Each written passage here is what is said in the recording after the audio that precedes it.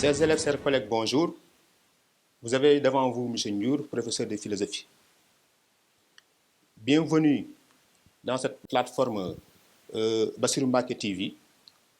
Dans cette présente vidéo, nous allons vous parler d'un autre thème de la vie sociale intitulé Individu et société.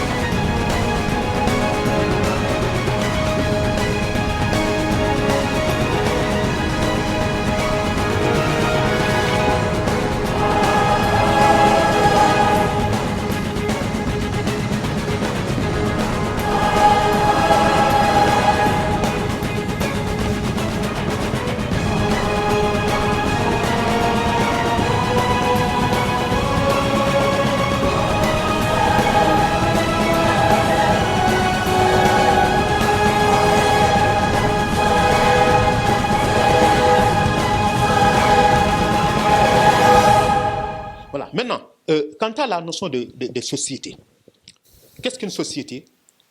La société est une association d'individus entre lesquels il existe des rapports organisés et des services réciproques. D'après cette définition, donc, on peut dire qu'il y a des conditions pour que l'on puisse parler de société. Pour que l'on puisse parler de société, il faudrait donc qu'il y ait des individus. Quant à ces individus, qu'il y ait ce qu'on appelle des services réciproques, mais également que ces rapports-là entre les individus soient des rapports qui sont organisés. Ce que veut dire quoi? Ce que veut dire lorsque des individus n'entretiennent entre eux aucune relation, on ne peut pas parler de ce point de vue-là de société. Ils ne formeraient pas une société. Mais c'est à partir du moment où les individus, n'est-ce pas, tissent, n'est-ce pas, des relations, à partir du moment où ils entretiennent des relations qui sont organisées, que l'on peut parler de société, que l'on peut parler de société. Donc, ce que veut dire donc qu'une société n'est pas une foule. Une société n'est pas un agrégat d'individus. Un agrégat d'individus ne forme pas une société. Mais il faudrait qu'entre ces individus-là, qu'il y ait, n'est-ce pas, des relations de solidarité, n'est-ce pas, d'entraide. Il faudrait que, entre ces individus-là, qu'il y ait des rapports organisés. Et pour organiser, n'est-ce pas, les relations entre les individus, les hommes ont institué des lois, des institutions. Donc, c'est dans ce cadre-là qu'on peut parler de société. Voilà. Maintenant, il y en a qui, de ce point de vue, disent donc que puisque la société est une association d'individus, n'est-ce pas, et qu'entre ces individus, il y a des relations, qu'on peut véritablement parler de société animale. Parce que lorsqu'on parle de société animale, donc, les conditions se réunissent, pense-t-on. Parce qu'il y a des individus, donc par exemple les abeilles. Chaque abeille est un individu. Chaque abeille a un rôle à jouer parce qu'il y a des abeilles, n'est-ce pas, qui sont des soldats. Il y a ce qu'on appelle les ouvrières. Donc, il y a également la reine. Donc, ça veut dire que dans une ruche, il y a une certaine organisation sociale. De ce point de vue, donc, on peut parler de société abeille. Mais par rapport à cela, quelqu'un comme Claude Lévi-Strauss, quand même, est tout à fait sceptique. Parce que Claude Lévi-Strauss, il dit quoi? Il dit qu'on ne peut pas mettre sur les mêmes pieds ce qu'on appelle société abeille et les sociétés humaines. Pourquoi? Parce que tout simplement, dans les sociétés humaines, il y a au moins ce qu'on appelle la prohibition de l'inceste. Or, cette prohibition de l'inceste n'existe pas dans les sociétés dites animales. Hein? Voilà, donc, ce qu'on appelle la prohibition de l'inceste. La prohibition de l'inceste, c'est quoi? C'est l'interdiction de relations sexuelles entre proches parents. Puisque je ne peux pas épouser ma sœur, cette sœur-là, je la donne en mariage. Et c'est parce que j'ai donné ma sœur en mariage que je peux avoir des neveux. Voilà, donc, ça veut dire qu'il me faut sortir, n'est-ce pas, de la famille pour aller chercher ma femme ailleurs. Et c'est cela véritablement qui peut, ce qui est à l'origine, n'est-ce pas, de la société, qui peut permettre donc de fonder la société. Voilà, mais si donc l'éthologie met société humaine et société animale sur les mêmes pieds, Claude Lévi-Strauss, il montre qu'il y a une différence essentielle, fondamentale à établir entre ce qu'on appelle société humaine et société animale. Il y a un autre point de différenciation qu'on retrouve chez Bergson. Bergson, il montre quoi? Il montre que, tandis que les sociétés animales sont figées dans une immuable routine, les sociétés humaines, elles évoluent.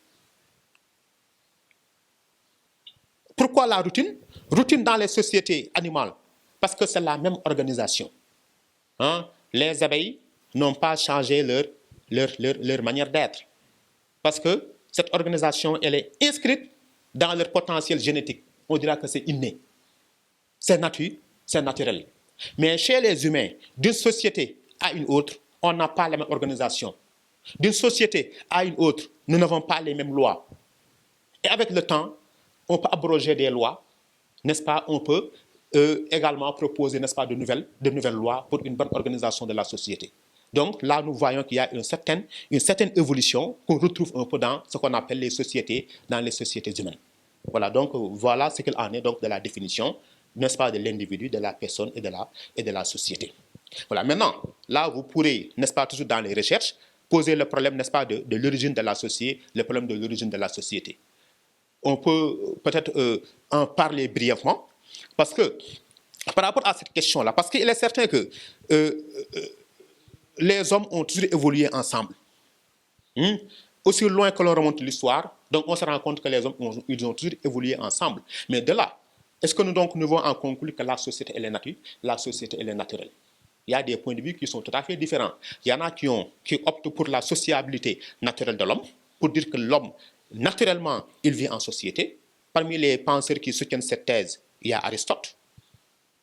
Mais par contre, il y en a qui considèrent que la société, elle n'est pas naturelle, mais elle est conventionnelle.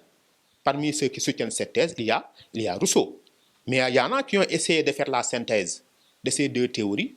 Là, on peut donner le cas du philosophe Alain, qui dit que la société, elle est en partie naturelle, en partie voulue, mais également Emmanuel Kant, à partir du concept de sociabilité et d'insociabilité naturelle de l'homme. L'insociable sociabilité de l'homme pour montrer que la société, donc, elle est en partie naturelle, mais également en partie conventionnelle. Voilà. Maintenant, nous allons parler, n'est-ce pas, de la deuxième partie qui porte sur les normes sociales. Voilà. Donc, avant de continuer, je vous invite à cliquer sur j'aime.